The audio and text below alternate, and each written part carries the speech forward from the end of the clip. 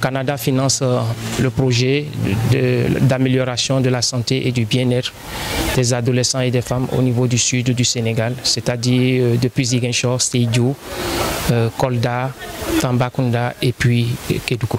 Le projet a commencé. D'abord, il est financé par Affaires mondiales Canada, le gouvernement du Sénégal, mais aussi par l'UNFPA, qui est le Fonds des Nations Unies pour la population. Et ça a commencé depuis 2018. Les interventions ont commencé depuis 2018. Mais pour ce qui concerne l'Union régionale Santé-Allah, c'est à partir de 2019 que les interventions d'appui ont commencé. Et ce que nous avons fait pour cette union régionale, c'est d'abord de faire une évaluation de base. Nous avons fait une évaluation de base sur les activités génératrices de revenus que potentiellement les groupements féminins pourront avoir dans le cadre de ce projet. C'est valable pour Ziguinchor, mais c'est aussi valable pour les autres régions. Donc ça a fait qu'on a pu mettre à travers ce projet à la disposition de l'Union régionale Santé-Allah une base de données sur les potentielles activités génératrices de revenus, mais aussi les plans de développement, les business plans, pour permettre à cette union de grandir en se basant de façon objective sur des données.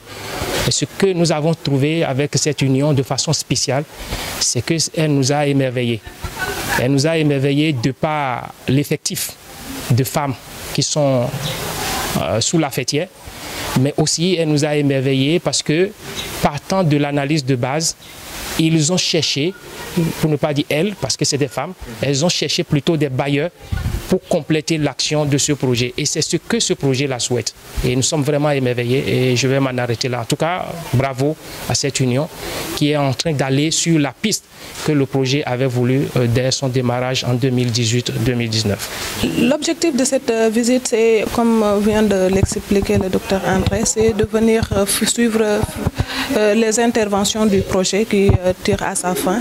Donc on est à sa presque dernière année, donc qui doit terminer en mars 2023. Donc on est un peu venu suivre les interventions du projet, ce que ça a permis de faire et de suivre les activités génératrices de revenus.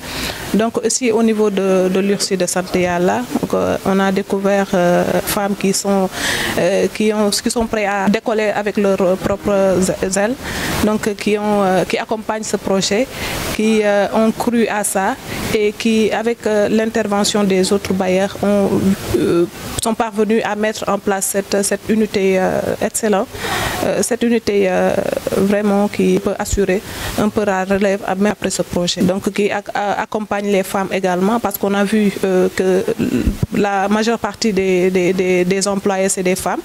Donc, et ce que cherche ce projet, c'est que à travers les activités génératrices de revenus, que ça puisse impacter la santé des populations, des mères et des enfants et des jeunes filles. Et c'est ce qu'on est en train de voir ici.